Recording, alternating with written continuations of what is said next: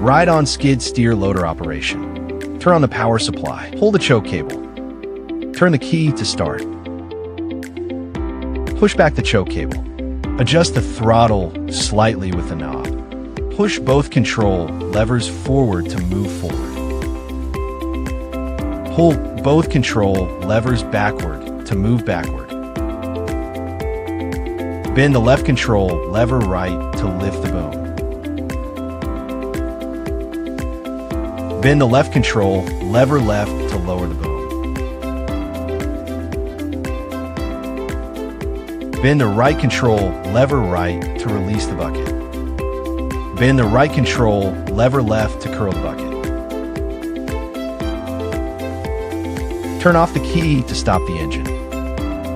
Turn off the power supply. Safety operation ensures efficient production.